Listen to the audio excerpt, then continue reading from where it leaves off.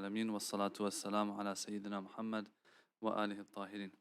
اللهم صل على محمد وآل Muhammad. So I left a few notes for this session from the previous one. In the previous one, we were talking about the Sunnah and its definition and its hujjiyah, why it's binding on us. And so we said the Sunnah of the Prophet obviously is unanimously accepted, although there have been some throughout history who had a problem with the Sunnah of the Prophet even. Not a problem with it, but they said it's not binding on us. Kitabullah has everything that we need. We said that's not a very famous viewpoint to have, especially in this day and age. Everyone knows if the Prophet says something, especially regarding religion, you follow. Then we added as Shia the Sunnah of the Imams. So we said the Sunnah for us is the Sunnah of an infallible, whoever it's going to be. And we believe that it's a theological discussion, we believe that they get their knowledge from the same source and origin. And in different ways though, of course. The Prophet through revelation, the Imams either through a previous Imam teaching them or a previous infallible teaching them, or through ilham and inspiration, whatever word you want to put there. We don't believe that revelation like the Prophet is sent down to them through Jibreel or anything. But we have certain things in our hadiths in regards to that, although there might be some difference of opinion as well amongst the Shia in regards to where their knowledge, how they exactly get that knowledge. Anyway, then we moved on to what we want to talk about today, inshallah. And the Sunnah and its hujjiyah, how binding is what they say on us. Because sometimes what they tell us has to do with faith and religion. Sometimes it doesn't have anything to do with faith and religion necessarily. How binding is what they say on us? Here, there will be, I would say, a good difference of opinion.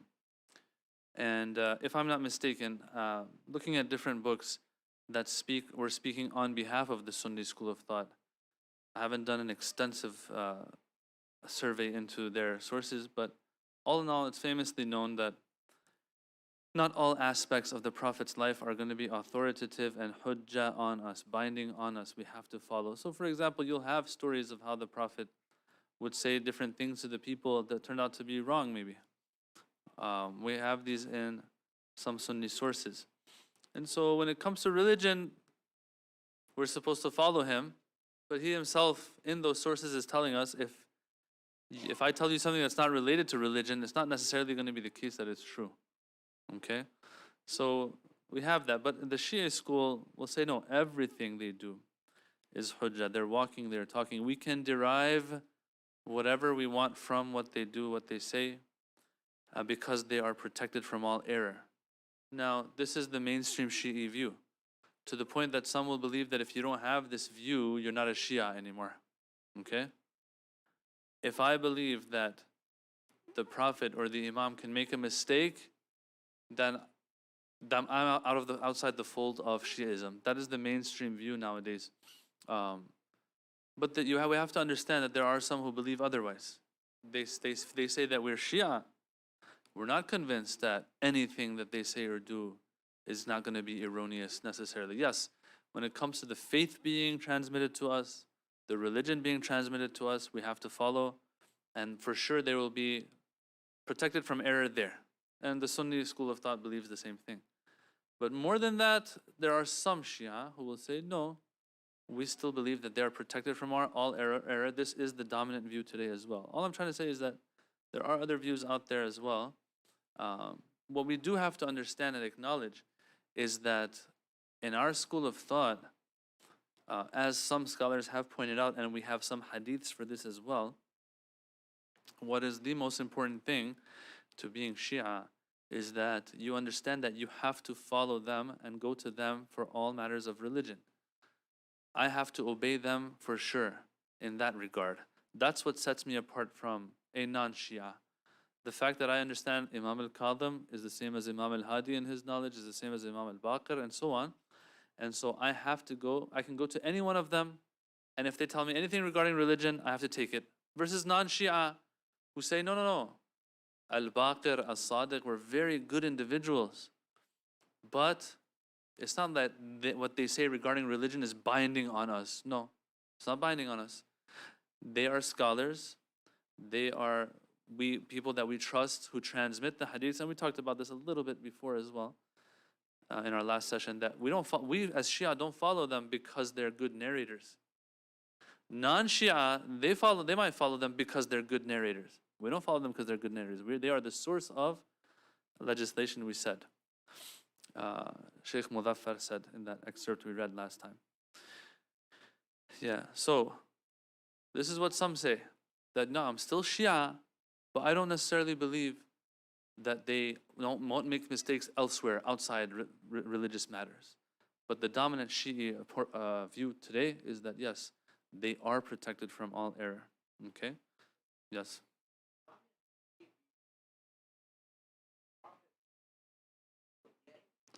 Yes, that is the dominant view today. Yeah.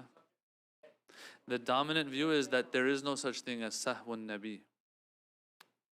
He doesn't commit sahw, mistakes. Forgetting is a mistake, correct? So that's the dominant view today. It's a very theological discussion. And recently, nowadays, you see more and more of this being discussed, you know? No, not religious, non-religious matters. Yeah? Yeah.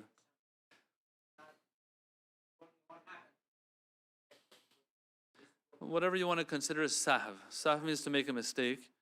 Yeah. And so there's a big difference of opinion here. And between Shia and Sunni, and then even amongst Shia, if you go through the whole development of Shi'i thought regarding infallibility and what that entails, yeah, there's difference of opinion. The mainstream view, of course, nowadays is that that there is no such thing as sahwul nabi or sahwul imam. But we do have some literature that might imply that. And there are some thinkers in the past, even and today even.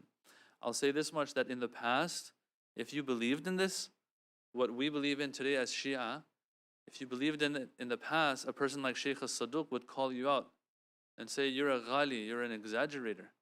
What do you mean, sahwun nabi? There's no such thing. No, there is sahwun nabi. Right? These are famous discussions that are out there. And nowadays it's cool to talk about them, you know? People talk about these things online. But yeah, so this whole it's an interesting thing to discuss sometime, inshallah. It's a theological discussion of imamah. There were people during the time of the imams who didn't believe in the infallibility that we believe in today. And they were butting heads with other companions of imams who didn't believe in the isma or believed in the isma that they didn't believe in. They were going back and forth at each other. Yeah. And the imams might not have been always clear about which one is right. Right? And so it's famous, for example, that Imam Sadiq Zurara, that famous companion, was sitting with him and asked him a question. The Imam gave him an answer. Another companion came, or another Shia came. The Imam gave him a different answer. A third person came with the same question, another answer. And so, if I'm not mistaken, it was Zurara. Zurara's like, my Imam, like, what's going on? Why are you giving different answers? The Imam's like, we want to make sure that you all are not united around one thing, because they'll come and find you and identify you and kill you. So they're protecting them. And so you'll find that it's not always something that the Imams are very clear about either back then. So the companions of the Imams, yeah, they were having these discussions. I mean, I hate to say it, but even companions sometimes had discussions with the Imam themselves. They were arguing with the Imam themselves about certain things even. This is there. This is in our literature. And so it's an interesting thing, the development of Shi'i thought. And then what did the Shaykh al-Mufids do when they came? Right? They usually say that we are Baghdadi Shi'as versus Qummi Shi'as. The Qummi Shi'as were the ones who were like Shaykh al-Saduq. They believed that the Imams, no, they don't have all this immaculate infallibility that extends throughout covers every aspect of their life. It was the Shaykh al-Mufids and the likes of him who argued that no, there's more to it than that. There's more to it than what you say. Then they're just infallible when it comes to religious matters. No, there's a lot more to it. And so, as I said, even the companions had issues. Yunus ibn Abdul Rahman, famous companion of Imam al-Rida, he was visiting Imam al-Rida. And so some companions of the Imam, they come, I think from Qum they came to visit the Imam. If I'm not mistaken, they were from Qum. And so when I say Qum, this is pre-Hawza Qum, of course. This is the Qum of back then. And so they came to the Imam and they're backbiting Yunus ibn Abdul Rahman. Not backbiting, but speaking about him in an ill way. That this person believes that you Imams have this, you Imams have that. And they were speaking ill of Yunus. And so after they leave, Yunus comes out from the back because he was hearing all of this. He comes out and he's upset that these people were speaking ill of him with Imam al-Rida. And then Imam al-Rida tells him to, not worry and not be upset and all of that. So like you have all of this going on. But nowadays, of course, the mainstream view, to the point that they say you're not Shia, if you don't have the belief that of that maximum or maximalistic infallibility that covers all aspects of life. Now, based on that mainstream view, obviously the Shia will say everything the infallibles do is hujjah on us. Hujjah means we can use it as a source of knowledge for us to arrive at one of those 5 ahkam, for example. Going back to what you said previously, once you asked about this as well, sometimes you'll see, for example, the Imam does something repeatedly. Remember, we talked about him doing something once. I can't really conclude anything except that it's jaiz. Sometimes the Imam is going to do something repeatedly. What I can get, like every time he wants to eat, he says Bismillah ar-Rahman ar-Rahim. He didn't tell me it's mustahab to say Bismillah before I eat. But every time he's eating, he's saying Bismillah ar-Rahman ar-Rahim. Okay, I can conclude from that, okay, this must be one of those etiquettes of eating, that every time he's doing this, he's saying Bismillah before it. So these kinds of things, yeah, I can understand from their acts, from their sayings, to the point where even more than that I can get. Some have gone as far as saying the Imams, when they speak about food, medicine, things like that, even, it's binding on us. Binding in the sense that we can conclude certain things from what they say. On the flip side, some are coming out and saying, no, we believe that they're infallible, and we believe they're infallible in everything, but some of the things that they've said, for example, regarding medicine, was for a specific time and region and place. We can't necessarily generalize and say, till today, for a person living in this part of the world, this applies to that person. So this is where the whole fight over, do we have Islamic economy versus we don't? Do we have Islamic medicine versus we don't? All of these discussions come up, okay? So to kind of organize our thoughts here, sometimes you believe in the infallibility of the Imams to the point where they're infallible in everything and they don't make a mistake in anything. Sometimes you don't believe in that. If you don't believe in that, we don't want to talk about that right now. If you believe in it, you believe that maximal infallibility that they have, then there are some who will derive as much as they can from it to the point that they say we have Islamic economy, Iqtisad, we have Islamic medicine, we have Islamic this, we have Islamic that. There will be some that say, no, we can't get that much from it. Although we believe everything they do and say is binding on us, is hujjah on us. If we say something or do something based on what we've heard from them regarding something that's not even religious, we have a hujjah before Allah subhanahu wa ta'ala. That's true, but a lot of the things that they've said are for a specific time, place, context, etc. So how are you jumping to certain conclusions? And so they'll say, oh, we don't have an Islamic economy necessarily. Like Islam didn't come to give us the guidelines for a full-blown Islamic economy. When it came to economy, it just gave us some red lines that we have to observe when it comes to money matters and trade and transactions and so on. It's a long discussion. These are fiqhi matters. Till today, ulama are discussing and debating over them as well. But you see how big a difference it makes if a person believes in this or doesn't believe in the scope of their infallibility. Yeah, but you'll have those stories that I think I've mentioned before, maybe, about how we have in the Sunni sources, what we have is that the Prophet would give advice to people about their palm trees and how to take care of their palm trees, and then eventually these palm trees did not yield dates. And so the Prophet said, look, I don't know about your dunya and all that. You, whatever. I'll teach you religion. When they came to the Prophet, they said, what happened? The fruits aren't there. He's like, well, you shouldn't have gotten my advice from the beginning. Mainstream Shia doesn't believe in that. But you could say mainstream Sunni school believes that, what they say and do is hujjah regarding deen. Anything, beyond that, no, not necessarily. And that's why some, I'm not going to say all, But some might have the argument that when the Prophet said, Man kuntu mawla, this was not a matter of religion. This was a matter of politics, and the Prophet saying, look, this is what I think is best for you. Just like I think this is how you're supposed to take care of your palm trees, this is also how I think you should take care of your state and government and country or kingdom or whatever you want to call it. I think a person like Ali should be in charge. Right? So this is a step further. There are some who say he didn't even say man kuntu mawla. There are some who say he did, but what he meant was friend. There might be some who say no, what he said meant master and leader and all of that. But when he said that, it was regarding what? The political aspect of life. This has nothing to do with religion. Khilafat in their books, in their dictionary, has nothing to do with religion. And so this is the idea, or his discretion, the Prophet's discretion. We believe that no, after the Prophet, someone else could have been. Okay, and then you have the Shia who say no, this is religion and beyond religion. Like this is everything actually.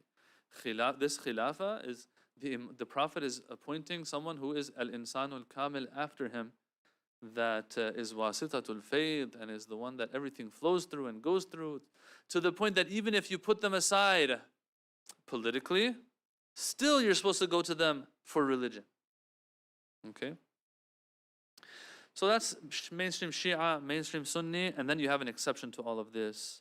That certain things that they did, if we are able to establish and ascertain that these are the khasa'is of them, khasa'isun nabi, then of course this is not going to be something we can use for the rest of the ummah. Those rulings that the Prophet had that were particular to him, peculiar to him, right? Like zawjatun nabi, like other things. All right, so let's move on now to the sunnah of the Sahaba. Yeah? If this is working, it's not working. Oh, it's off. There we go. So the sunnah of the Sahaba. So we had sunnatu Rasulillah sallallahu alaihi wasallam, sunnah of A'imma or al-Ma'sumin, if you want to bring Fatima Zahra in there as well. And then now we have the third one to discuss, which is the sunnah of the Sahaba. As you all probably know, for us, of course, this is not going to be something that we see as a source of our information for religion. But the Sunni school of thought, of course, reveals all of the Sahaba. And of course, they are tiered, meaning you'll have first tier Sahaba, second tier Sahaba. But if they fall under the umbrella of Sahaba, then they are, in a sense, good to go. You can't question them. Not question them in the sense they would question themselves sometimes. You can't question them, meaning you can't question their good intentions and that they are always righteous individuals, because we have hadiths for this and we have Quran for this. So what is your definition of Sahaba? A Sahabi, which is going to be the singular of Sahaba, is a person who meets the Prophet ﷺ while Muslim and dies Muslim, regardless of whether they were with the Prophet for a long period of time or a short period of time. So we have like people like Ibn Abbas, like Imam Hassan, Imam Hussein, like Abdullah bin Umar, like maybe, if I'm not mistaken, Abdullah bin Zubayr, if I'm not mistaken. These ones, they were very young when the Prophet passed away. Yeah. So the Sunni school of thought will look at Imam al-Hassan and Imam Hussein and say, look, these are some of the best Sahaba, but they were young. They saw the Prophet while being Muslim, and they were Muslim when the Prophet passed away. So it's a short period of time, but they're still Sahaba. Yes.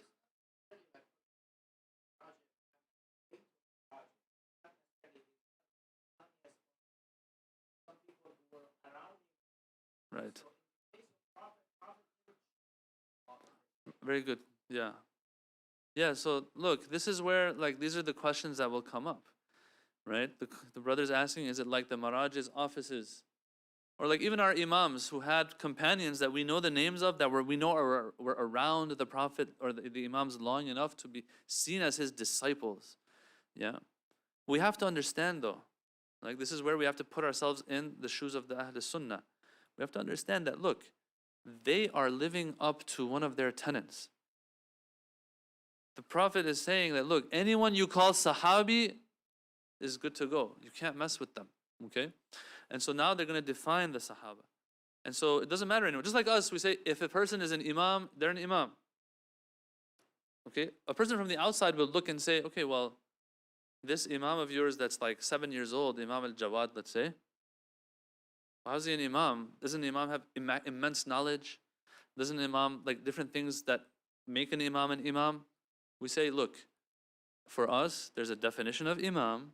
Once that definition applies, we don't look at any other details. They're irrelevant.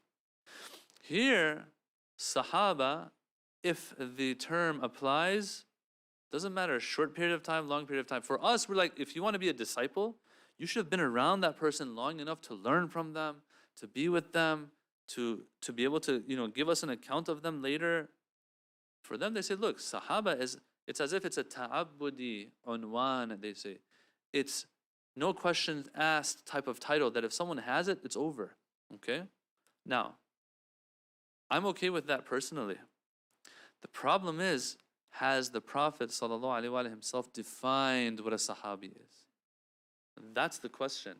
And so you'll find that there's a lot of discussion among scholars of Ahl Sunnah, right? I was looking at, for example, go to the introduction of Al-Isabah of Al-Asqalani, if that's who it's from. And so when you look there, he's talking about all the different definitions that have been given for what a Sahabi is. And then he gives his understanding of what a Sahabi is, which is this one. Okay? So we don't have something in the Quran or in the Hadith that tell us what exactly determines who a Sahabi is. But within them, they'll have different tiers. They'll say this one was with the Prophet for 20 years. This one, embraced Islam when the sword was at his neck. But he's still a Sahabi at the end of the day because he's Muslim now while the Prophet is alive. And also, when the Prophet passed away, this person was still Muslim. But absolutely, absolutely. And this is where the Shia, we really, of course, this is the clashing point right here. Okay, this is where we clash big time.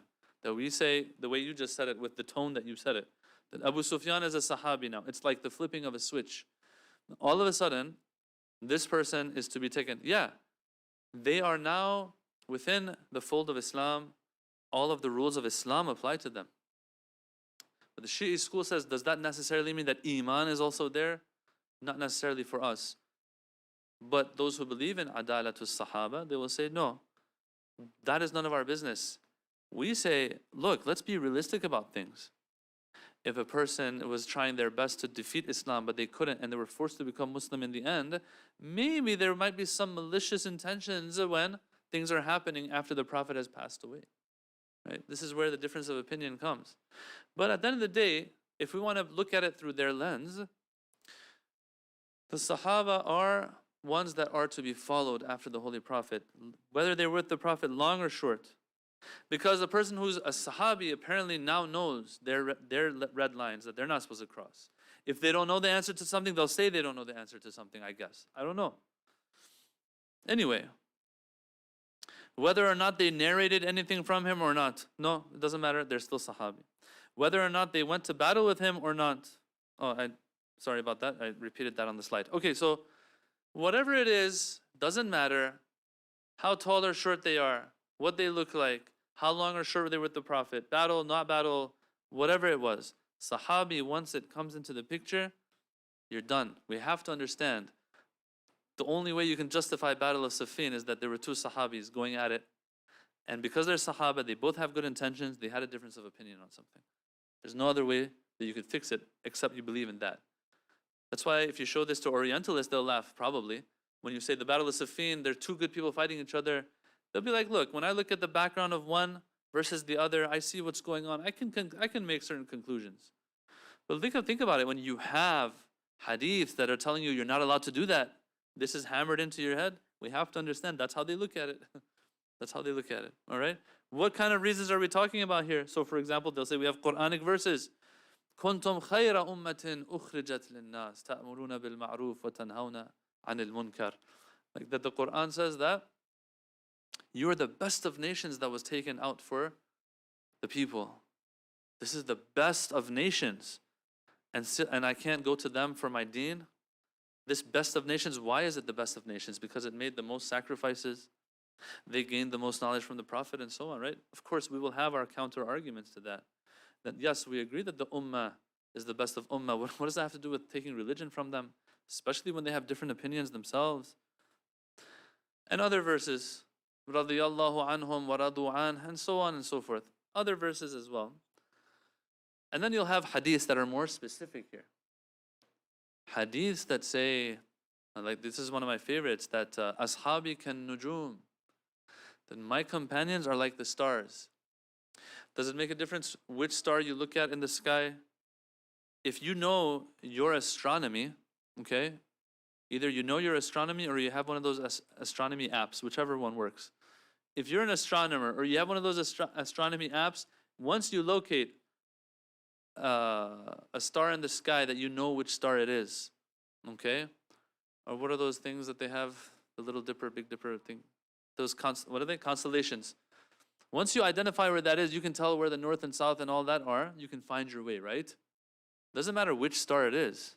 Does it have to necessarily be the North Star? Not necessarily. If you know your stuff, if you know your astronomy, most probably you can tell where you are geographically and which way north is through any of the stars, it seems. And so, ashabi kan nujum, my companions are like the stars. بِأَيِّهِمْ اِقْتَدَيْتُمْ اِهْتَدَيْتُمْ. Whichever of them you do iqtida of, iqtida means to take as a qudwa, as an example that you follow. Whichever one you follow, ihtadaytum, you have huda, and you have guidance, and you found the right path. All right? And other hadiths as well.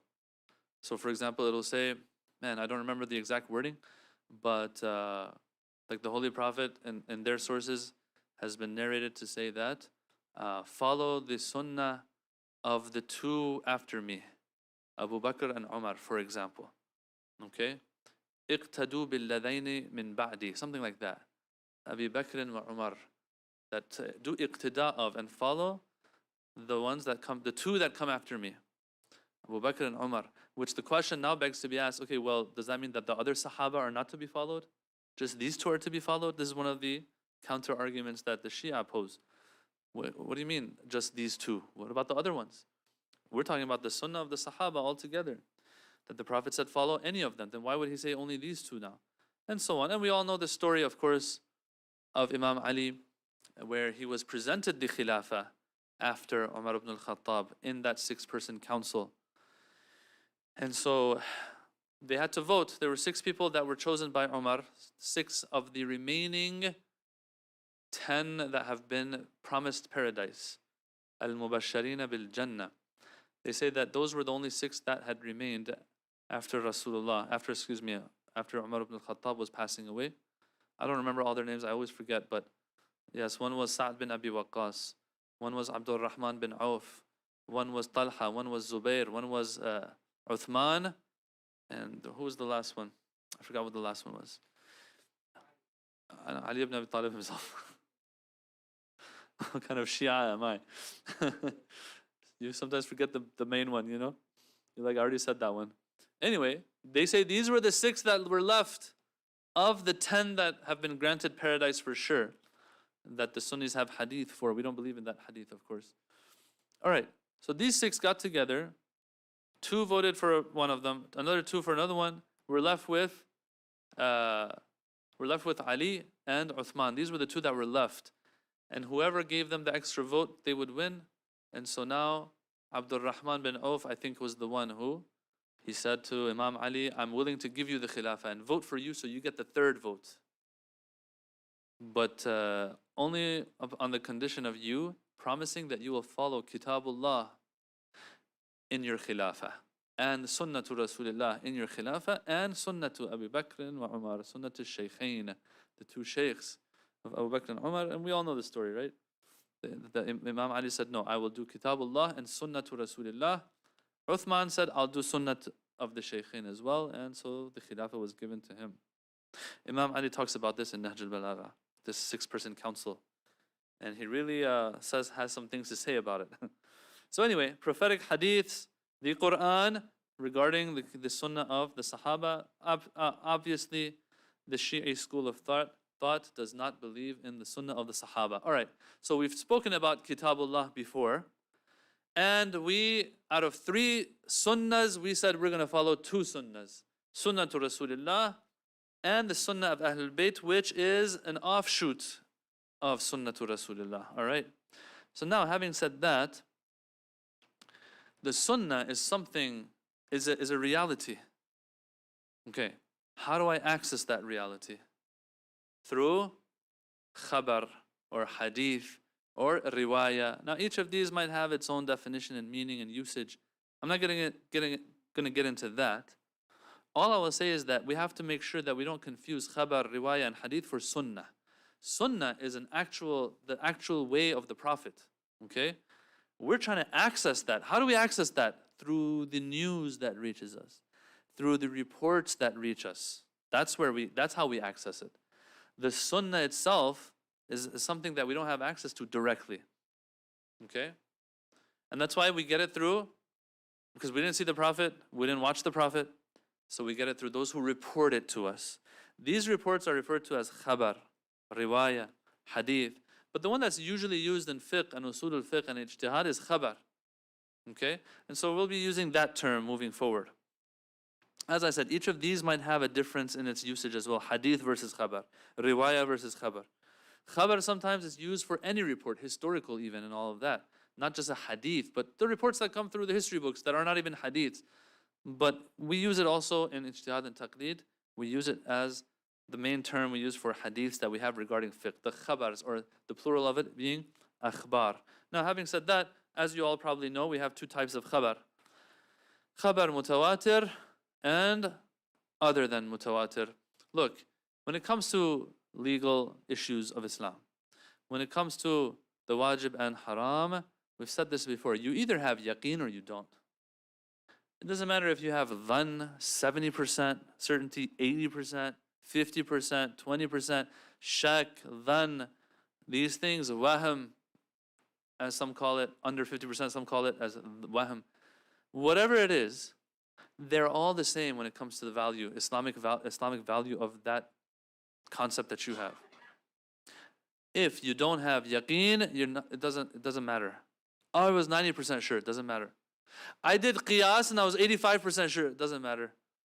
Inna dhanna la yughni min al-haqqi shay'a. The Quran says any form of conjecture and guessing and guesswork, la yughni min al-haqqi shay'a, does not suffice you of the reality and truth of things at all. In the end, are you sure you did what you were supposed to do? No, I'm not sure. But I had 85% certainty, don't matter. All right? So, if you have certainty, then you're good. Other than that, it doesn't matter. So we have the akhbar. Sometimes the khabar that's reaching us, the report that's reaching us, is one that gives me certainty. When can it give you certainty? It's going to be super subjective, of course. But in the end, it reaches a point where you're sure that if it was anyone in their right mind, they will become sure from this report that this has happened. These words have been uttered by the Prophet. Khabar, a report that's mutawatir. That's the only one. How many do we have of this? Not too many. Khabar mutawatir. We're talking about legal issues here. We're not talking about theology, beliefs. Man kuntu mawla. Who did the Prophet appoint? Yes, over there we have a khabar mutawatir. That the Prophet said some things. Now what he meant by them is a different story. That's where we have difference of opinion. But the Prophet said some things, okay, on the day of Ghadir, mutawatir. Hadith al-Thaqalain, inni tarikun fikum al-Thaqalain, mutawatir. We know these words were uttered by the Prophet, okay? For something to be mutawatir, what's the condition though? The condition, mutawatir means very widely narrated, which means that if someone's telling me that they saw the Prophet say something, it's not going to be one person, not 2 people, not 3. It has to be so many people that I become sure they couldn't have gotten all together and conspired to lie about this. They couldn't have all been mistaken about this, right? Sometimes even that person might not be, those people might not even be baligh. If 50 kids, different ones, come out and like in Sunday school, for example, and tell you that like someone broke their hand outside, you become sure they broke their hand outside, right? 50 from different classes. It's not like one Sunday school class got together and they're like, let's go and like have a good time and prank our teacher. No. Different classes that have nothing to do with each other. You know they don't have their phones in class. All of a sudden, they run inside and they say someone broke their hand outside. You become sure that it happened. See, tawatur doesn't look at your religion, doesn't look at your age. If it reaches a point that it's so massively reported that you become sure not all of these people made a mistake and conspired, that's mutawatir. Now, you know what? It gets harder though. Because that's if there's one link between you and the Prophet saying something. Okay? That link has to be enough people where it's massively transmitted. Right? But what if there's more than one link to me? What if there's 3 or 4 generations between me and the Prophet? Well, that means that the first link has to be like, let's say 50 people. But the second link also has to be 50 people. And these 50 will not overlap with the first 50 because there's another generation of narrators here now. The third link is going to be another third generation, let's call it, or tabaqa they call it, has to be 50 more people, let's say. I'm just using the number 50. It's a subjective matter. I'm just using the number 50. The fourth link, now think about it. What if it's 8 links, 10 links? All of them have to be high in number and massively transmitting. Or else, if out of all these links, 50 there, 50 there, 50 there, but one of these generations or tabaqat is just 2 people, guess what? A chain is as weak as as strong as its weakest link. It's not going to be mutawatir anymore. And this is the condition that they've put, and other conditions that might be there as well, but this is one of the main ones, if not the main one. It has to be massively transmitted. So the closer you are to the Prophet, the less links you have, the less wasa'it and intermediary people between you and the Prophet you have, the easier it's going to be. And the farther away you are, the more people you're going to need, because those different tabaqat and levels of narrators or generations of narrators are going to multiply, right? Anyway, assuming that we have a khabar like this, yeah, sometimes it's going to be a lafzi mutawatir, sometimes it's going to be ma'nawi, sometimes it's going to be ijmali. This is one of the categorizations they have, okay? Lafzi means that the exact words, the 50 people that narrated to me, they all narrated the same words. Maybe an and or an or an is here or there might be different, but all in all, like the wording, you say this is identical to that. Okay?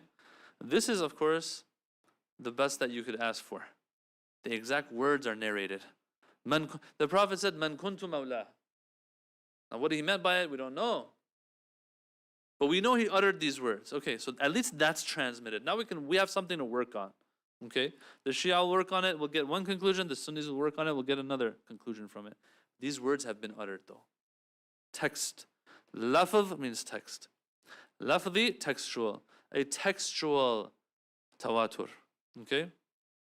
Sometimes no, it's not the same words being narrated. Okay? Different things are said, but they're all giving you the same message.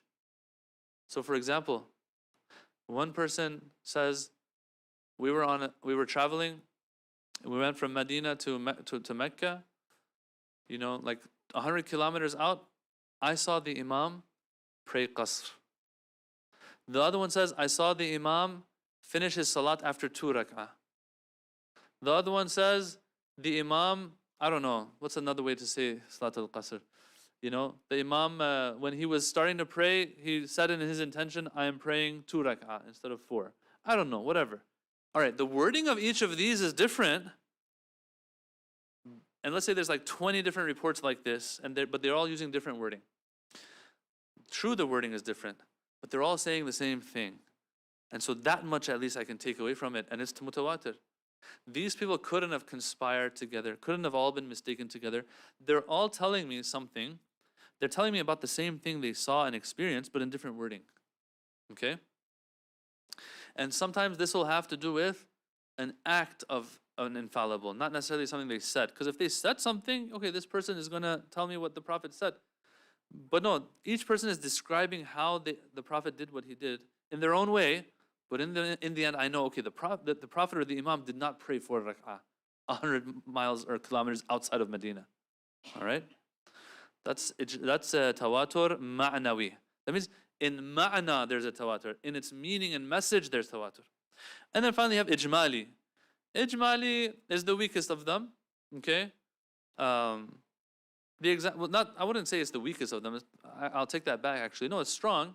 It's just the scope of what you're getting out of it might be a little smaller. So for example, one person says, I saw Imam Ali on the battlefield destroying everybody.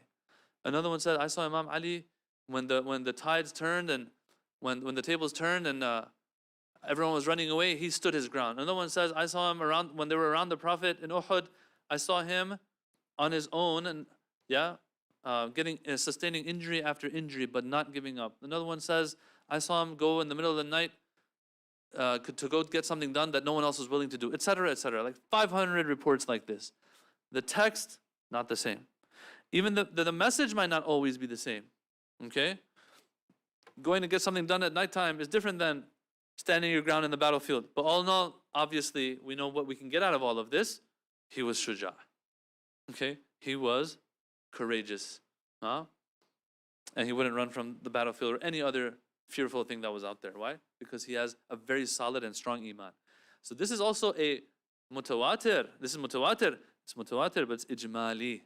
Ijmal in Arabic means vague, when something's vague. Okay? This is giving us different things, so we can't find a commonality between all of them, except the fact that we get courage out of it. Okay? This is mutawatir. It gives us yaqeen and certainty, 100%. Anything other than that falls in the same boat, in the same sinking boat of khabar wahid. This term, brothers and sisters, is why we need mujtahids. Khabar wahid. Okay? Because how many mutawatir hadiths do we have? It's not like when someone says, you can say tasbihat arba'a once or 3 times in your 3rd or 4th rak'ah. What's your reason for it? Do you have a mutawatir hadith for it? No, I don't. We don't have anything like that. Oh, lobster is this, crab is haram, I don't know, this dabiha like this, najasa like that. We don't have mutawatir hadiths for these things. At best you have something they call khabar mustafid, which is, it's like a good number, 3 or 4 hadiths regarding something, 5 or 6, 7 or 8 maybe. Once again, I'm just using numbers here, it's subjective again. But it's something that might give you somewhat of a tranquility of regarding this matter. But like all in all, this isn't going to be something that everyone is going to agree on necessarily. Yeah. Mustafid is something in between mutawatir and wahid. But all in all, in the end, if it's not mutawatir, it's khabar wahid. Mustafid with a dad, ifazeh, phase. Yeah. So for some people, a khabar wahid might be binding. Why? Because this person says, for me, there's like 3 or 4 other ones that support it. It's mustafid for me. Okay, so you have a khabar wahid that has enough clues that allows you to rely on that hadith, that khabar wahid. Yes, khabar wahid means one. Well, this is what I want to insist on here. Let us not mistake it. Sometimes you'll have 3 hadiths for something. These are all khabar wahid still. You say, no, but wahid means 1. This is 3. Khabar wahid means that which is not mutawatir. That which is not mutawatir. And as I said, since we don't have mutawatir hadith too much, this is where the mujtahideen come in, because we have a lot of other hadiths. They're all under that category of khabar wahid. So this is where authentication, verification, and all of that comes into the picture. And so people have asked this question. Don't think, now that we have usulul kafi or furu'ul kafi, we have man la yahdur, and the other ones istibsar tahdib, and then some will bring bihar next to these 4 names. I don't know what they're doing, why bihar is not up to par with these ones. Al-wafi and these ones, all right, we have all of these. Wasa'il, these are all wafi, wasa'il, these usually are made up of one of those 4 main books of ours, hadith books of ours, al-kafi, faqih, istibsar, and tahdib. Usually they are using those and maybe other ones as well. But all in all, the question is, these hadiths that have these chains of narrators now. But these are solitary reports. These are khabar wahid. Are they even binding on us? Because yaqeen, I want to be 100% sure that this is the sunnah of an infallible. This report that is reflecting to me the sunnah of an infallible, how do I know that this is telling the truth? This person might be lying, might have been mistaken, whatever it is, forgot something, added something, subtracted something. Others might have made this up and fabricated it. How do I know? Why is it even hujjah? And so we have to understand, first of all, because the majority of our deen, or at least our legal edicts, come from the akhbar ahad that we have, ahad being the plural of wahid, akhbar ahad, or maybe the jam or plural of ahad that we have, akhbarul ahad is what makes up the majority of our, at least our legal, the legal body of our faith. What are we supposed to do? Put it all aside now? While we know, we have to understand this is super important, that the Shi'i tradition and the Sunni tradition, all of the Islamic tradition, is not something that you have a big cutoff of. You're like, where is this coming from? No, everyone knows, Muslim and non-Muslim, that this tradition, oral tradition, goes back, and is connected all the way back to the Imams. We know that they said some of these things. Usul al-Kafi, I don't know how many hadith does it have, like 16,000 hadith? All right. I know at least half of them were said. Which half? I don't know.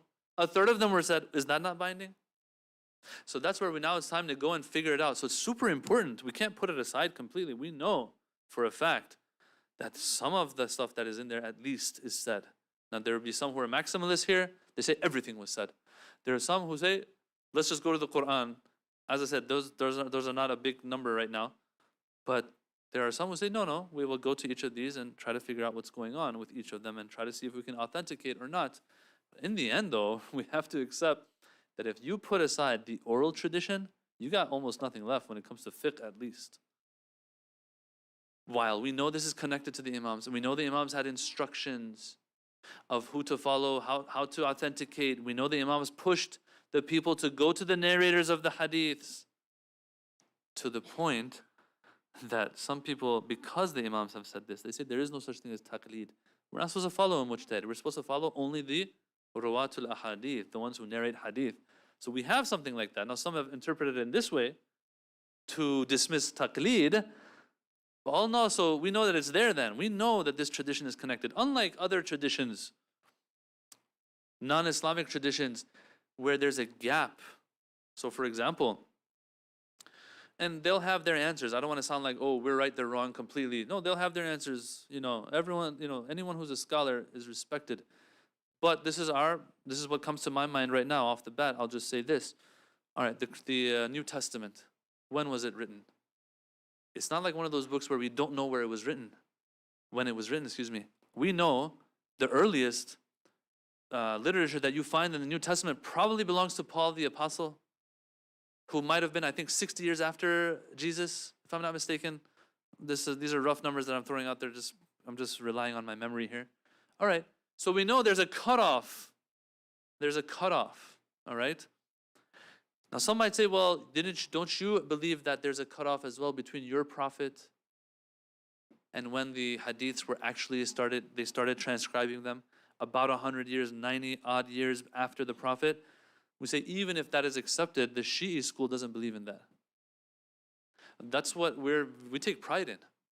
We take pride in the fact that our tradition at least is connected to the Imams and then the Prophet as well, because that gap isn't there. We had our Imams, and the Imams from the get-go are making sure that their companions write. They don't just memorize. They write. قَيِّدُ الْعِلْمِ بِالْكِتَابَةِ. Yeah? Contain, harness knowledge with writing. We have that famous hadith and other hadiths as well. The ruwat and the narrators of hadiths. So even if this is also contested, but even if a person says that we had a 100-year gap, that 100-year gap is filled in the Shi'i school of thought at least. But there's other things that can be said here. That's a discussion on the side I don't want to get into. All right, so having said all of that, this is the importance of the discussion. But I'm going to leave the rest, inshallah, for our next session. I don't want to go over our time. because once we get into it, it might take some time. I don't want to leave it hanging either. Okay, so before I end, if there's any questions till here, yes.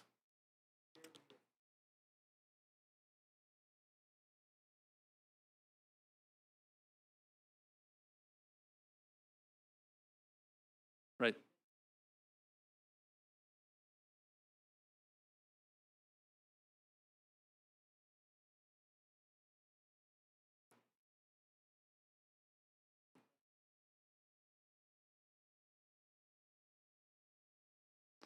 What's the last sentence you said?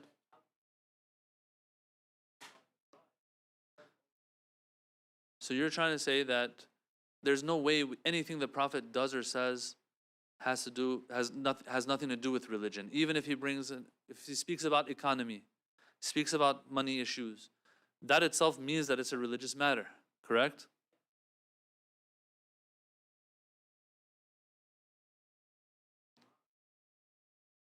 Yeah, there's no breakup either, and yeah. So you'll be one of those ones who says, no, we have all of these. Yeah. It depends really. Okay, it depends. You might be one of the ones who says, I believe in Islamic economy. Okay? But it depends on the mujtahid that goes to the sources and looks at they say the lisan, okay, the tone, let's call it, the way of speech of the imams in those hadiths that are talking about medicine or talking about economy, talking about other things. And what this person understands from it, okay, becomes very subjective to the mujtahid now. And what they try to discover and figure out is the imam here saying that this is part of religion?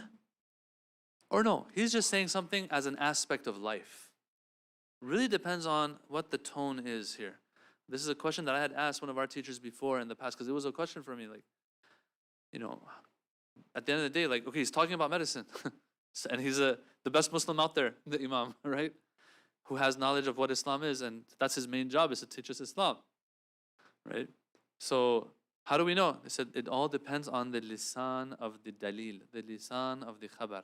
Lisan meaning what we get from it. Are they trying to imply religion here? This is part of religion? Or no, they're giving us other types of guidance as well, right? Because if you want it to be part of religion, then it has to fall under one of those 5 Islamic categories, number 1. Some go even further. They say, no, I don't even want it to be one of those 5, wajib, haram, mustab, makruh, but all in all, they're teaching us how an Islamic economy looks like. I'll tell you right now, there's scholars who debate each other on these. They say, no, we don't have Islamic economy. Then what about all these sayings about transactions, living, economy? They say, yeah, the imams are telling us that what the red lines are, but have they given us an in-depth system of Islamic economy? They say, we don't believe in that. Others will say, no, there is something there. So yeah, it all depends on what you're getting from, what vibes you're getting, what messaging or messages you're getting from these adillah, these akhbar, these hadiths that we have for that final decision.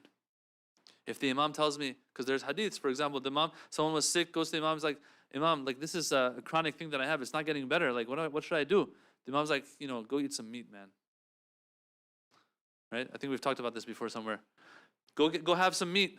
The guy goes, has some meat, comes back, he says, Imam, nothing happened. He says, how'd you have it? He's like, I boiled it in water and I had it. I cooked it in water and I had it. He said, no, grill the meat, Habibi. You'll thank me later. And so now can we say, oh, the imam said grilling meat is mustahab? Is this part of religion? The brother says, nodding his head. The way you're nodding your head is wajib. So is this religious? Is something he's telling me to do? The person who reads this, the mujtahid reads this, he says, no, what I'm getting from this isn't a religion. It's just giving him some guidance of what he thinks like this person should do, and because he's an imam, he's probably right. So I'll take that. But it's not like whenever you're feeling ill, have grilled meat. Right? Not necessarily the case. Because this is an obvious example I'm giving you, just to say that okay, not everything they say might have to do with religion necessarily. That's the argument of this side. Makes sense to an extent, inshallah? All right. Anything else? No? Walhamdulillahi Rabbil Alameen. Wassalamu alaikum wa rahmatullah. Salawat. Allahumma salli ala Muhammad.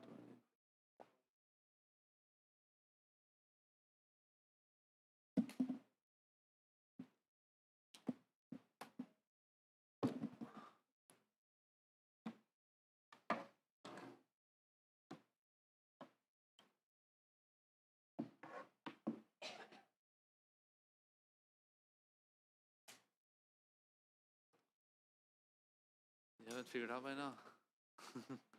So wherever you put it, let the previous one, let it go back one row and then make it crooked. So yeah, just put me there and then move this back or break it over there. Huh? Oh, you want to keep it there? For what? No, you don't have to take it down. You can take it after. Is that what you're asking? Yeah, leave it, leave it. Just, yeah, if you can curve that for me.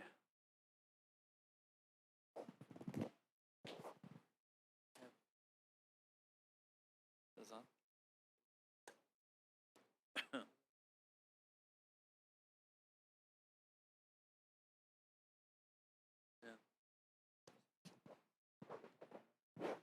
إن الله وملائكته يصلون على النبي يا أيها الذين آمنوا صلوا عليه وسلموا تسليما اللهم صل على محمد وعلى محمد. الله أكبر الله أكبر الله أكبر الله أكبر أشهد أن لا إله إلا الله أشهد أن لا إله إلا الله أشهد أن محمدا رسول الله اللهم صل على محمد وعلى محمد. أشهد أن محمدا رسول الله اللهم صل على محمد وعلى محمد. أشهد أن عليا ولي الله اللهم صل على محمد وعلى محمد. أشهد أن عليا حجة الله اللهم صل على محمد وعلى محمد. حي على الصلاة حي على الصلاة حي على الفلاح حي على الفلاح حي على خير الأمل حي على خير الأمل. الله أكبر الله أكبر لا إله إلا الله لا إله إلا الله. إن الله وملائكته يصلون على النبي يا أيها الذين آمنوا صلوا عليه وسلموا تسليما اللهم صل على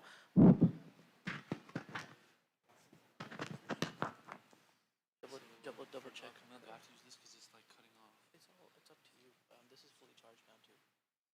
I'm gonna have to stand with this in case. Yeah. Just put it there. I got you.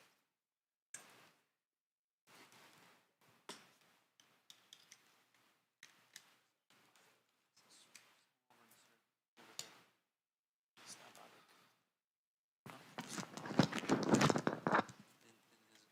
His adab is not good.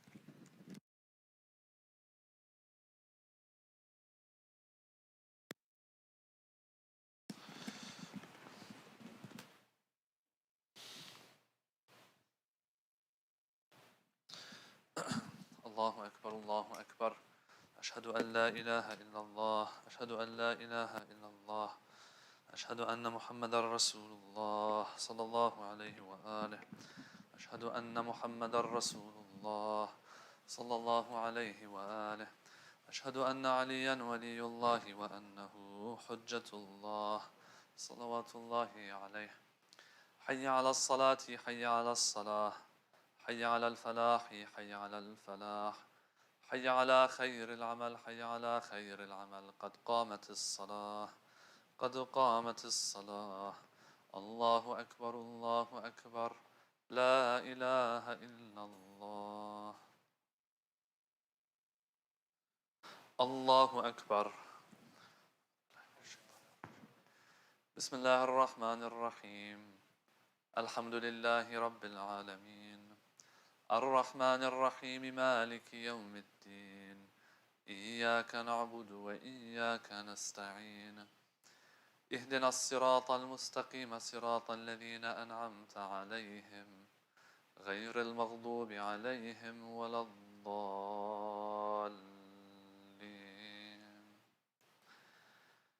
بسم الله الرحمن الرحيم إنا أنزلناه في ليلة القدر وما أدراك ما ليلة القدر ليلة القدر خير من 1000 شهر تنزل الملائكة والروح فيها بإذن ربهم من كل أمر سلام هي حتى مطلع الفجر. الله أكبر.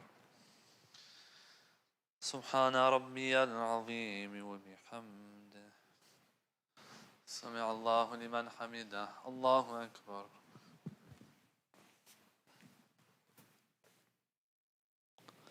سبحان ربي الأعلى وبحمده. الله أكبر. أستغفر الله. الله أكبر. سبحان ربي الأعلى وبحمده. الله أكبر. بحول الله وقوته أقوم وأقعد. بسم الله الرحمن الرحيم. الحمد لله رب العالمين الرحمن الرحيم مالك يوم الدين إياك نعبد وإياك نستعين اهدنا الصراط المستقيم صراط الذين أنعمت عليهم غير المغضوب عليهم ولا الضالين. بسم الله الرحمن الرحيم. قل هو الله أحد الله الصمد لم يلد ولم يولد ولم يكن له كفوا أحد. كذلك الله ربي. الله أكبر. اللهم صل على محمد وآل محمد. ربنا آتنا في الدنيا حسنة وفي الآخرة حسنة وقنا عذاب النار. الله أكبر. سبحان ربي العظيم وبحمده. سمع الله لمن حمده. الله أكبر.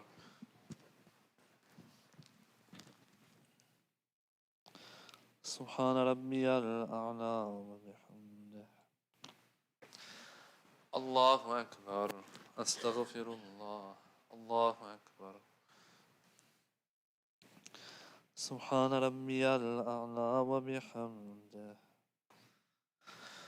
الله أكبر. الحمد لله.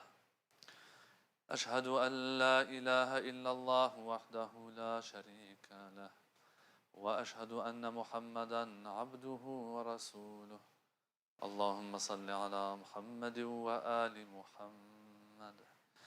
بحول الله وقوته أقوم وأقعد.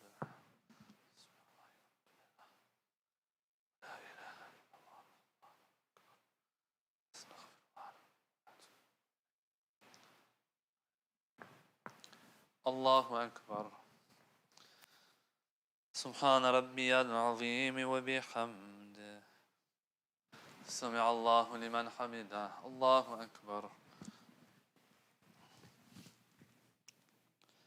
سبحان ربي الأعلى وبحمده.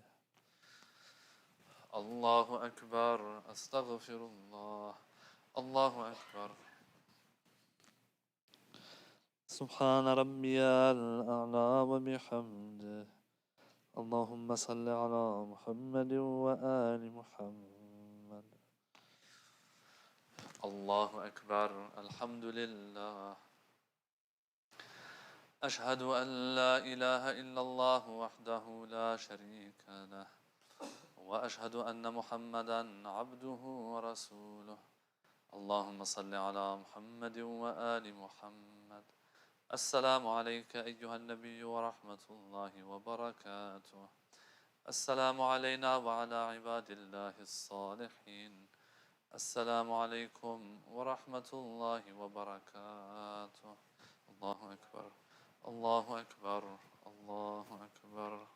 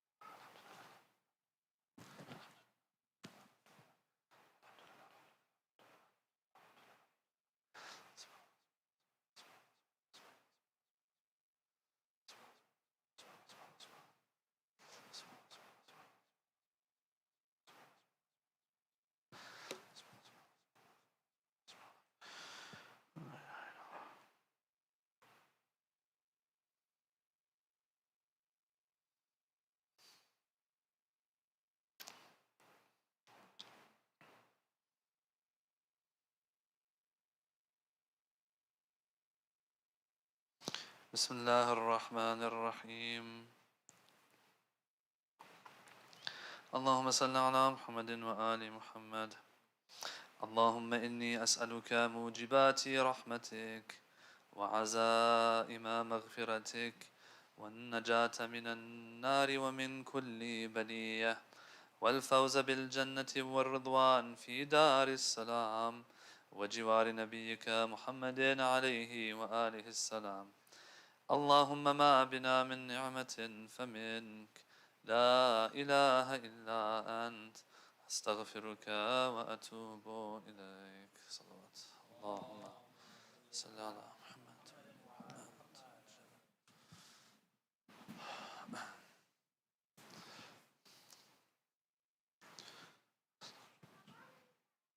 الله أكبر الله أكبر.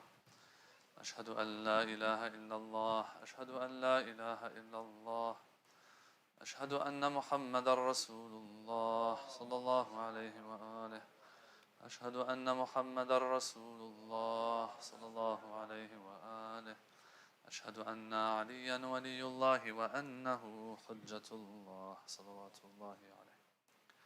حي على الصلاة حي على الصلاة، حي على الفلاح حي على الفلاح، حي على خير العمل حي على خير العمل. قد قامت الصلاة قد قامت الصلاة. الله أكبر الله أكبر.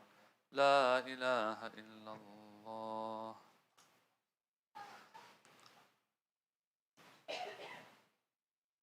الله أكبر. بسم الله الرحمن الرحيم. الحمد لله رب العالمين، الرحمن الرحيم، مالك يوم الدين. إياك نعبد وإياك نستعين. اهدنا الصراط المستقيم، صراط الذين أنعمت عليهم غير المغضوب عليهم ولا الضالين.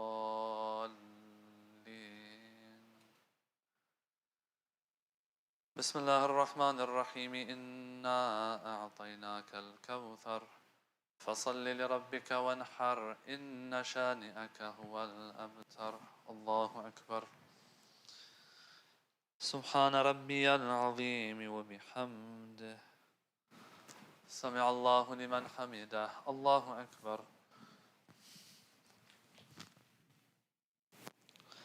سبحان ربي الأعلى وبحمده.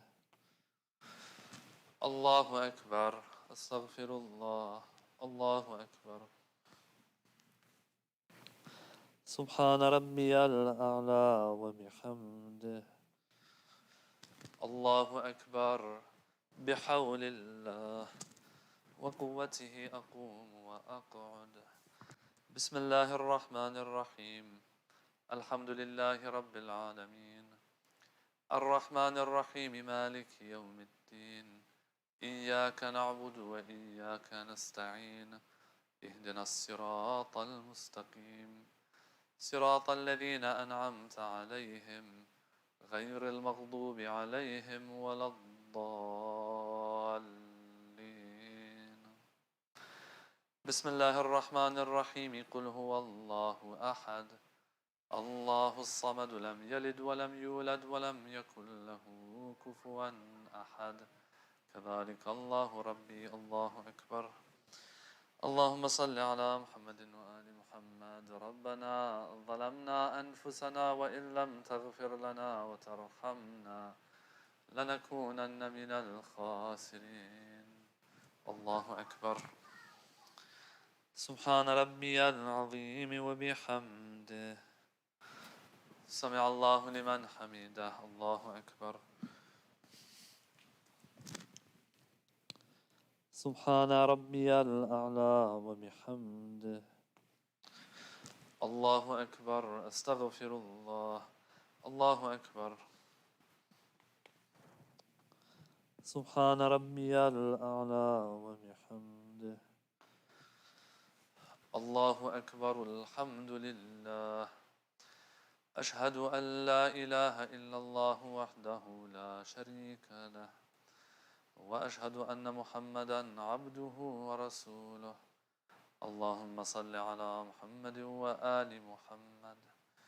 بحول الله وقوته أقوم وأقعد.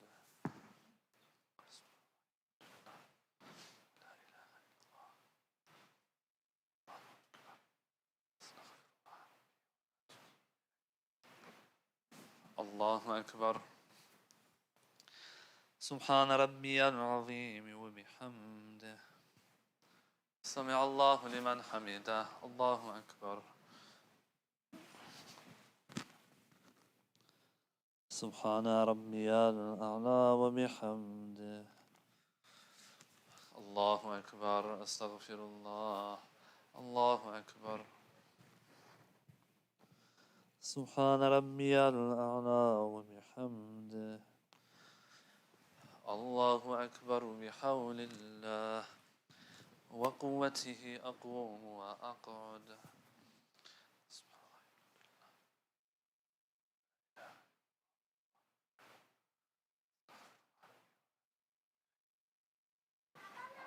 الله أكبر. سبحان ربي العظيم وبحمده. سبحان الله. سمع الله لمن حمده. الله أكبر. سبحان ربي الأعلى وبحمده. الله أكبر. أستغفر الله. الله أكبر.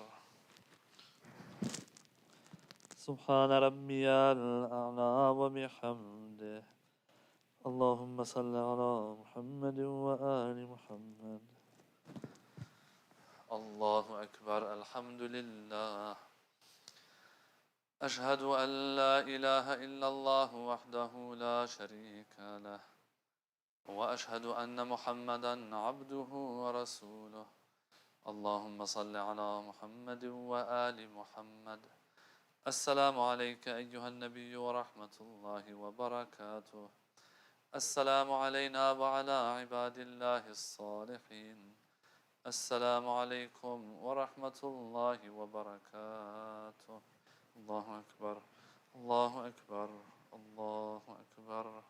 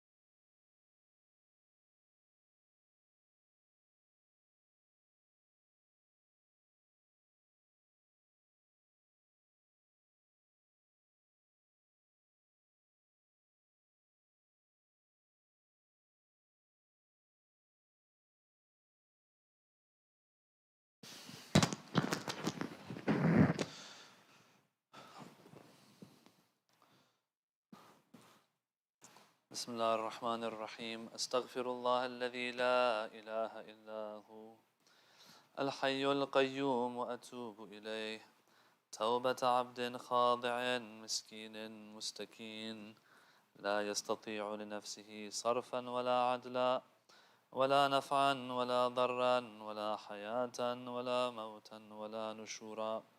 وصلى الله على محمد وعترته الطيبين الطاهرين الأخيار الأبرار وسلم تسليما. بسم الله الرحمن الرحيم.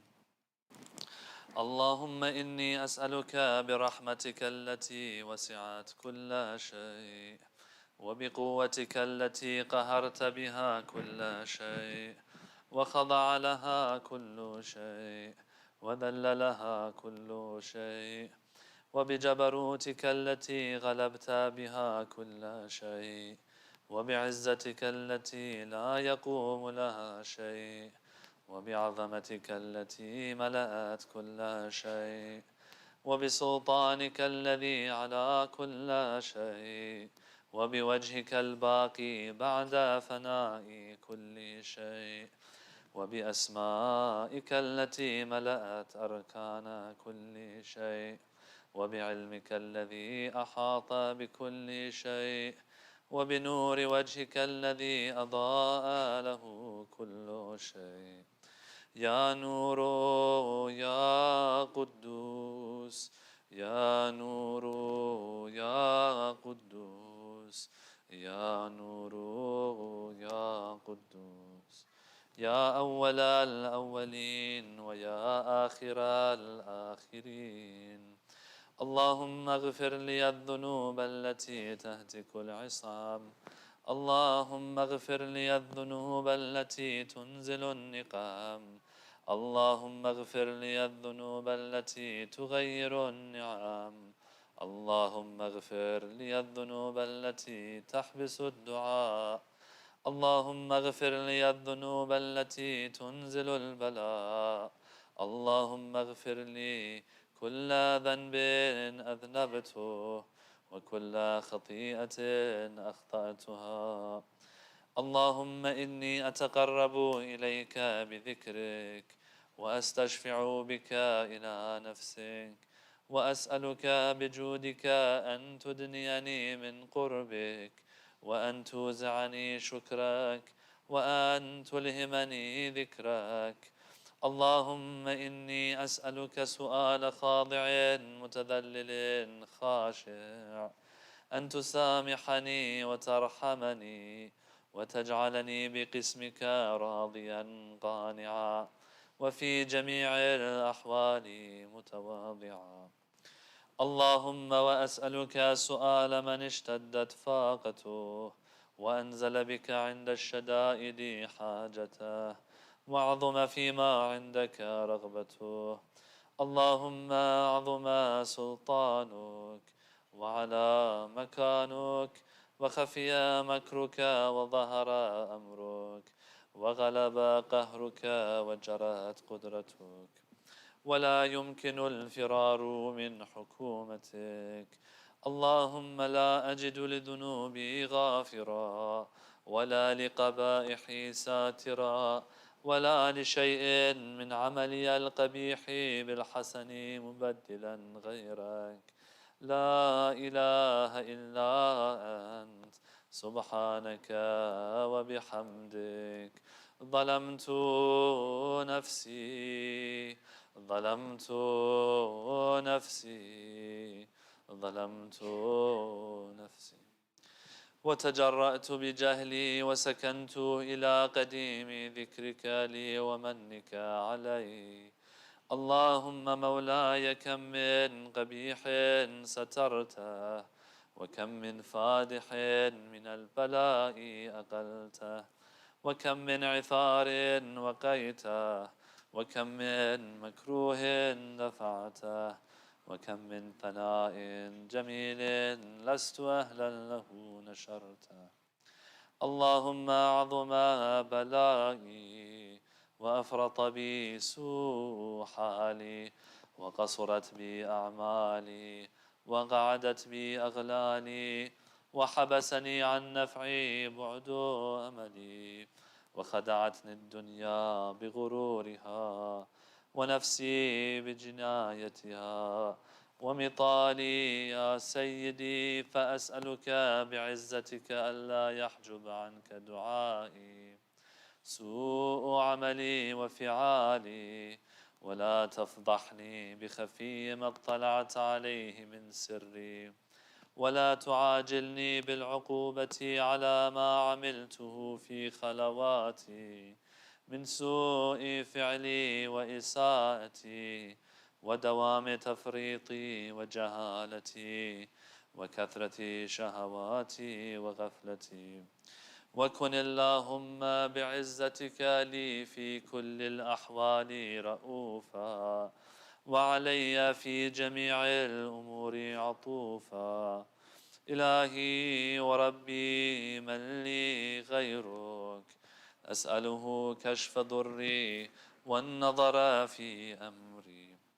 إلهي ومولاي، أجريت علي حكما اتبعت فيه هوى نفسي، ولم أحترس فيه من تزيين عدوي، فغرني بما أهوى وأسعده على ذلك القضاء، فتجاوزت بما جرى علي من ذلك بعض حدودك، وخالفت بعض أوامرك، فلك الحجة علي في جميع ذلك، ولا حجة لي فيما جرى علي فيه قضاؤك، وألزمني حكمك وبلاؤك.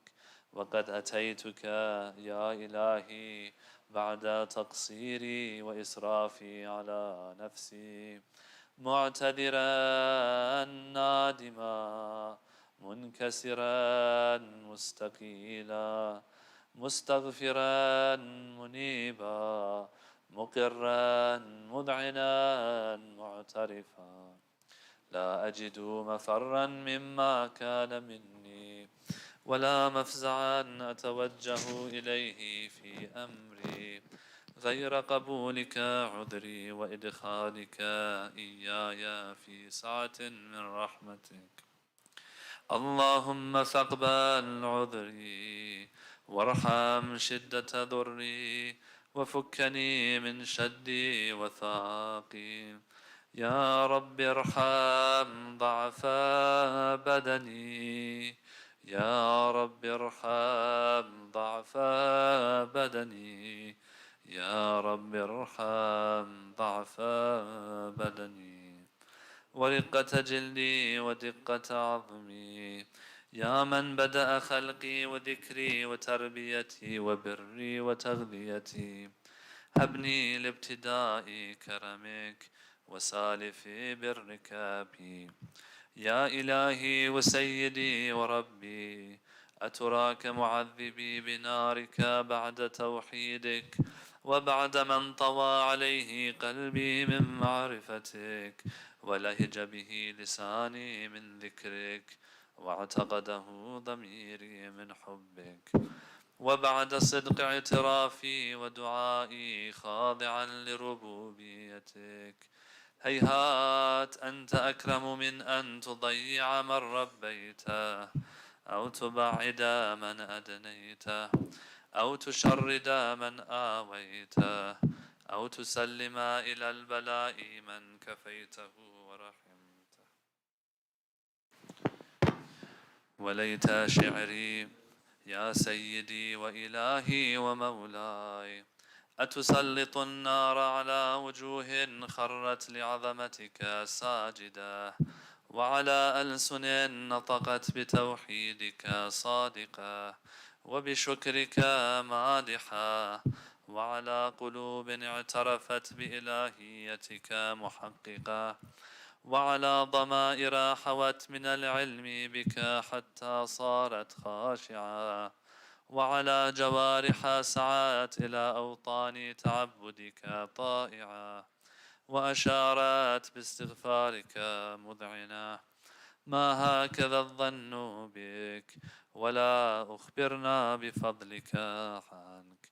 يا كريم يا رب، يا كريم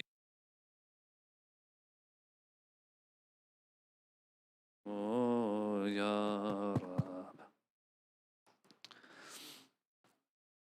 وأنت تعلم ضعفي عن قليل من بلاء الدنيا وعقوباتها وما يجري فيها من المكاره على أهلها، على أن ذلك بلاء ومكروه، قليل مكثوه، يسير بقاؤه، قصير مدته. فكيف احتمالي لبلاء الآخرة وجليل وقوع المكاره فيها، وهو بلاء تطول مدته ويدوم مقامه ولا يخفف عن أهله، لأنه لا يكون إلا عن غضبك وانتقامك وسخطك، وهذا ما لا تقوم له السماوات والأرض. يا سيدي فكيف بي وأنا عبدك الضعيف الذليل الحقير المسكين المستكين. يا إلهي وربي وسيدي ومولاي، لأي الأمور إليك أشكو ولما منها أضج وأبكي، لأليم العذاب وشدته أم لطول البلاء ومدته؟ فلئن صيرتني للعقوبات مع أعدائك وجمعت بيني وبين أهل بلائك وفرقت بيني وبين أحبائك وأوليائك، فهبني يا إلهي وسيدي ومولاي وربي. صبرت على عذابك فكيف أصبر على فراقك؟ وهبني صبرت على حر نارك فكيف أصبر عن النظر إلى كرامتك؟ أم كيف أسكن في النار ورجائي عفوك؟ فبعزتك يا سيدي ومولاي أقسم صادقا، لئن تركتني ناطقا لأدجن إليك بين أهلها ضجيج الآمنين، ولأصرخن إليك صراخ المستصرخين، ولأبكين عليك بكاء الفاقدين، ولأنادينك أين كنت يا ولي المؤمنين، يا غاية آمال العارفين، يا غياث المستغيثين، يا غياث المستغيثين، يا غياث المستغيثين.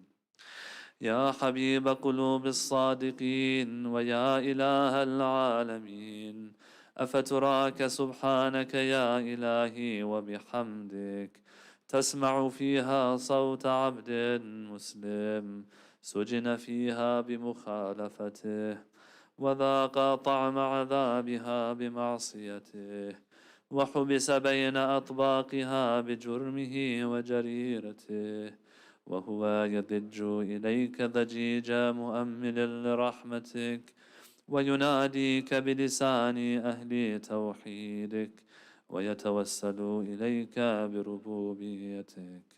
يا مولاي فكيف يبقى في العذاب وهو يرجو ما سلف من حلمك؟ أم كيف تؤلمه النار وهو يأمل فضلك ورحمتك؟ أم كيف يحرقه لهيبها وأنت تسمع صوته وترى مكانه؟ أم كيف يشتمل عليه زفيرها وأنت تعلم ضعفه؟ أم كيف يتقلقل بين أطباقها وأنت تعلم صدقه؟ أم كيف تزجره زبانيتها وهو يناديك يا رب؟ أم كيف يرجو فضلك في عتقه منها فتتركه فيها؟ هيهات ما ذلك الظن بك ولا المعروف من فضلك، ولا مشبه لما عاملت به الموحدين من برك وإحسانك. فباليقين أقطع لولا ما حكمت به من تعذيب جاحديك وقضيت به من إخلاد معانديك لجعلت النار كلها بردا وسلاما، وما كانت لأحد فيها مقرا ولا مقاما، لكنك تقدست أسماؤك أقسمت أن تملأها من الكافرين من الجنة والناس أجمعين، وأن تخلد فيها المعاندين. وأنت جل ثناؤك قلت مبتدئا وتطولت بالإنعام متكرما، أفمن كان مؤمنا كمن كان فاسقا لا يستوون. إلهي وسيدي، فأسألك بالقدرة التي قدرتها وبالقضية التي حتمتها وحكمتها وغلبت من عليه أجريتها، أن تهب لي في هذه الليلة وفي هذه الساعة كل جرم أجرمته وكل ذنب أذنبته وكل قبيح أسررته وكل جهل عملته كتمته أو أعلنته أخفيته أو أظهرته، وكل سيئة أمرت بإثباتها الكرام الكاتبين الذين وكلتهم بحفظ ما يكون مني وجعلتهم شهودا علي مع جوارحي، وكنت أنت الرقيب علي من ورائهم والشاهد لما خفي عنهم، وبرحمتك أخفيته وبفضلك سترته، وأن توفر حظي من كل خير أنزلته أو إحسان فضلته أو بر نشرته أو رزق بسطته أو ذنب تغفره أو خطأ تستره. يا ربي يا ربي يا رب يا ربي يا ربي يا رب يا ربي يا ربي يا إلهي وسيدي ومولاي ومالك رقي، يا من بيده ناصيتي، يا عليما بضري ومسكنتي، يا خبيرا بفقري وفاقتي، يا ربي يا ربي يا رب يا ربي يا ربي يا رب يا ربي يا ربي يا رب.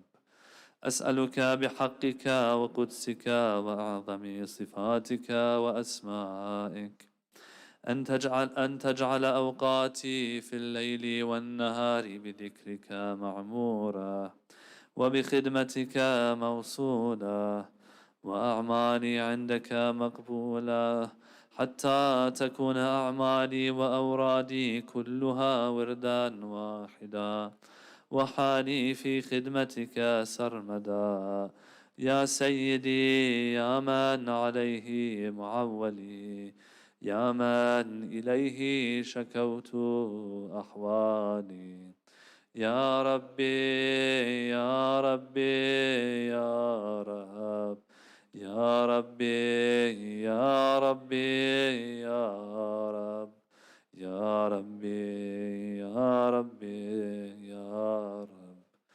قو على خدمتك جوارحي واشدد على العزيمة جوانحي، وهب لي الجد في خشيتك والدوام في الاتصال بخدمتك، حتى أسرح إليك في ميادين السابقين وأسرع إليك في البارزين، وأشتاق إلى قربك في المشتاقين، وأدنو منك دنو المخلصين وأخافك مخافة الموقنين وأجتمع في جوارك مع المؤمنين.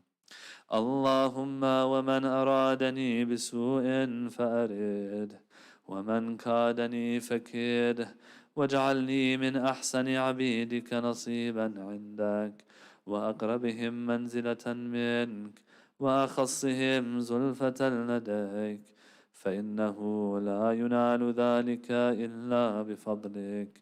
وجد لي بجودك وعطف علي بمجدك واحفظني برحمتك واجعل لساني بذكرك لهجا وقلبي بحبك متيما ومن علي بحسن إجابتك وأقلني عثرتي واغفر زلتي، فإنك قضيت على عبادك بعبادتك وأمرتهم بدعائك وضمنت لهم الإجابة.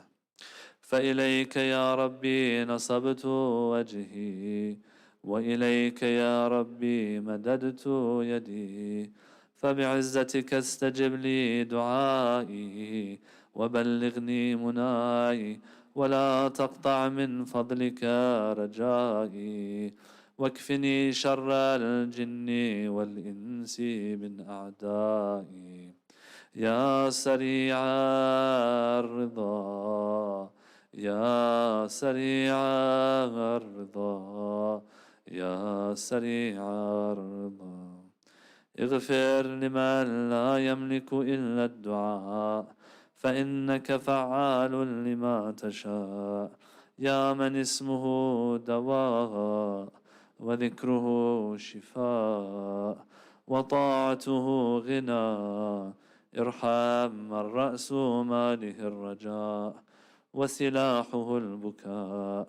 يا سابغ النعم يا دافع النقام يا نور المستوحشين في الظلام يا عالما لا يعلم، صل على محمد وآل محمد وافعل بي ما أنت أهله. وصلى الله على رسوله والأئمة الميامين من آله وسلم تسليما كثيرا.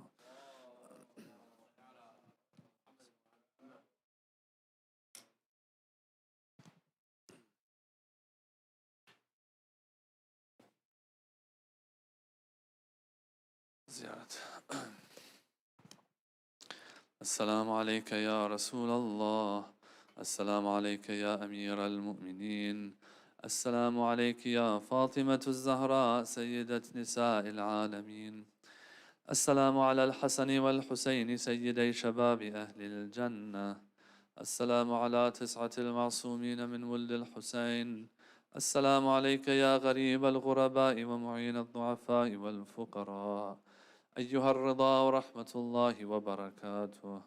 السلام عليك يا مولانا يا صاحب الزمان، عجل الله تعالى فرجك وسهل الله تعالى مخرجك وظهورك.